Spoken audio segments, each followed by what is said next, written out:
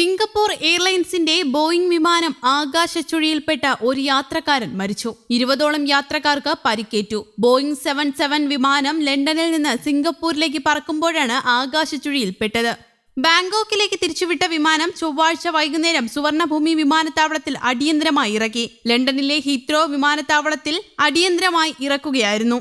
ലണ്ടനിലെ ഹീത്രോ വിമാനത്താവളത്തിൽ നിന്ന് സിംഗപ്പൂരിലേക്ക് പറന്ന SQ321 ഫ്ലൈറ്റ് കടുത്ത ആകാശച്ചുഴിയിൽപ്പെട്ടതായി സിംഗപ്പൂർ എയർലൈൻസ് സ്ഥിരീകരിച്ചു. വിമാനത്തിൽ 211 യാത്രക്കാരും 18 വിമാന ജീവനക്കാരും ഉണ്ടായിരുന്നു. യാത്രക്കാരന്റെ അപ്രതീക്ഷിത വേർപാടിൽ കുടുംബത്തെ അനുശോചനം അറിയിക്കുന്നതായി സിംഗപ്പൂർ എയർലൈൻ പറഞ്ഞു. വിമാനത്തിലെ എല്ലാ യാത്രക്കാർക്കും ജീവനക്കാർക്കും സാധ്യമായ സഹായം നൽകുന്നതിനാണ് പ്രാഥമിക പരിഗണന. തായ്ലൻഡിലെ പ്രാദേശിക അധികൃതരുമായി ബന്ധപ്പെട്ട് ആവശ്യമായ വൈദ്യസഹായം നൽകുന്നുണ്ട്. കൂടാതെ ബാങ്കോക്കിലേക്ക് ഒരു സംഘത്തെ അയക്കുന്നുണ്ടെന്നും എയർലൈൻസിന്റെ പ്രസ്താവനയിൽ അറിയിച്ചു. മെയ് 21 10:38 വിമാനം പറന്നുയർന്നത്.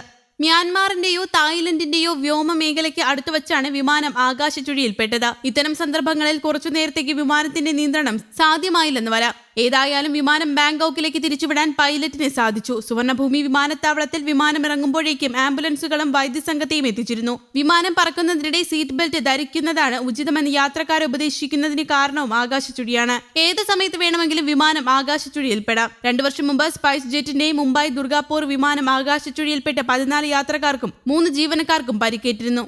2 മാസത്തിനു ശേഷം ഗുരുതര പരിക്കേറ്റ യാത്രക്കാരൻ മരണത്തിന് കീഴടങ്ങുകയും ചെയ്തു. എന്താണ് ആകാശച്ചുഴി എന്ന് നോക്കാം. ഏവിയേഷൻ രംഗത്ത് സാധാരണമായി ഉപയോഗിക്കുന്ന പദമാണ് ടർബുലൻസ് അഥവാ ആകാശച്ചുഴി. കാറ്റിന്റെ സമ്മർദ്ദത്തിലും ചലന വേഗത്തിലും പെട്ടെന്നുണ്ടാകുന്ന മാറ്റം വിമാനത്തെ തള്ളുകയും വലിക്കുകയും ചെയ്യും. ഇതിനെ വിശേഷിപ്പിക്കുന്ന പദമാണ് ആകാശച്ചുഴി. ചെറിയ തോതിൽ വിമാനം കുലുങ്ങുന്നത് കൂടാതെ ശക്തിയേറിയ രീതിയിൽ എടുത്തിട്ട് അടിക്കുന്നത് പോലെയാവും അനുഭവപ്പെടുക. അന്തരീക്ഷ വായുവിന്റെ പ്രവാഹത്തിലുണ്ടാകുന്ന ശക്തമായ വ്യതിയാനമാണ് ഇതിന് കാരണം. എയർ പോക്കറ്റ് അല്ലെങ്കിൽ എയർ ഗട്ടർ അഥവാ എയർ ടർബുലൻസ് എന്നൊക്കെയും ഇതിനെ പറയും.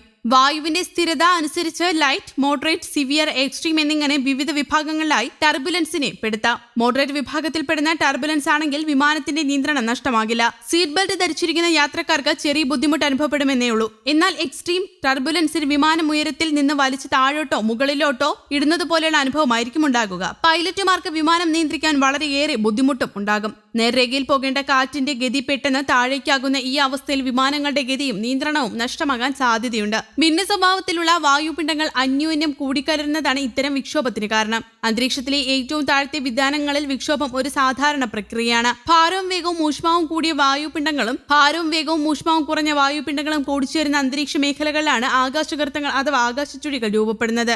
സാധാരണയായി 20,000 മുതൽ 40,000 അടി ഉയരത്തിലാണ് ഈ പ്രതിഭാസം ഉണ്ടാകുന്നത്. അപ്രതീക്ഷിത ടർബുലൻസിനെ പ്രതിരോധിക്കാൻ US ഫെഡറൽ ഏവിയേഷൻ അഡ്മിനിസ്ട്രേഷൻ പറയുന്ന കാര്യങ്ങൾ ഇവയൊക്കെയാണ്. ആകാശച്ചുഴിയിൽ മിക്ക വിമാനയാത്രകളിലും ഉണ്ടാകുമെങ്കിലും യാത്രക്കാർക്ക് പരിക്കേൽക്കുന്ന വിധത്തിലുള്ള അപകടങ്ങൾ ചുരുക്കമായി മാത്രമാണ് റിപ്പോർട്ട് ചെയ്തിട്ടുള്ളത്. ചില സമയങ്ങളിൽ മിനുസമാർന്ന വായു പരുക്കനായി മാറുന്നു. തുടർന്ന് വിമാനം പറക്കുമ്പോൾ ഒരു കടലിലെ തിരമാലകളിൽ ആടി ഉലയുന്ന പോലെ ഉയരുകയും താഴുകയും ചെയ്യുന്നു. News desk, Kerala Kaumudi.